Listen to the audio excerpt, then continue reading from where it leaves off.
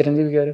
చిరంజీవి గారు okay, like Kamal అంటే of course Kamal మరీ 17 ఇయర్స్ అనుకుంటా, లేదు 18 ఇయర్స్ అనుకుంటా కమల్ నేను స్టార్ట్ యాక్ట్ చేశాను.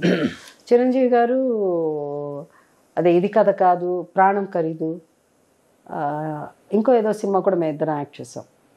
తర్వాత ఇంకో ఏదో ఒకసారి 4 సినిమాలు ఏదో చేసాము. ఎక్కువ చేయలేదు కానీ ఇంటరాక్షన్ అది. బట్ ఆయన one of the his journey is ఒక వెరీ వెరీ టఫ్ ఆయనకి. ఎందుకంటే పెద్ద హీరోస్ 4-5 అక్కడ ఉన్నారు. అప్పుడు కొత్తగా ఒక అతను వచ్చి ఇదన్నా 5 versus 1 ఒక వ్యక్తి.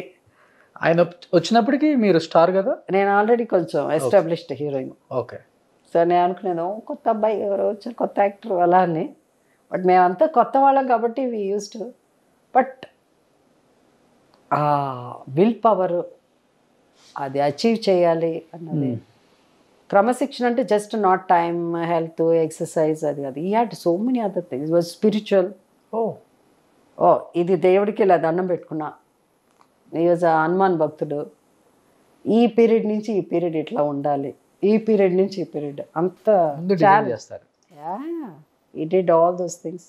Okay. And tough journey Chiranjeevi గారు.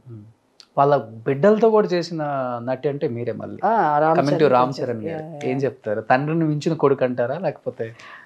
తండ్రిని మించి అంటే ఆయన స్టైల్, వినయంలో ఈయన స్టైల్.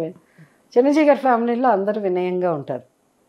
సో అంటే నాకు తెలిసినంత వరకు దో పవన్ కళ్యాణ్తో ఒక్క సినిమానే చేశాను నేను, బాలు. ఆయన ఎలాగో ఎక్కువ మాట్లాడ్డా ఆయన. So Ram Charan is good, is they know. ఎందుకంటే తండ్రి, అదే చెప్తున్నాను, నేర్చుకుని క్రమశిక్షణగా సెట్కి వచ్చినప్పుడు పెద్దవాళ్ళని ఎలా గౌరవించాలి, పెద్దవాళ్ళతో ఎలా మాట్లాడాలి, అవన్నీ ఉంటుంది. సో అవన్నీ they well you know very disciplined. ఎక్కడ వాళ్ళు మెగాస్టార్ అవన్నీ పక్కనున్న జనం ఏమన్నా క్రియేట్ చేయాలి తప్ప వాళ్ళుగా ఎప్పుడు బిహేవ్ చేయరు. And very talented. ఇప్పుడున్న జనరేషన్ అందరు జూనియర్ ఎన్టీఆర్, అందరూ టాలెంట్.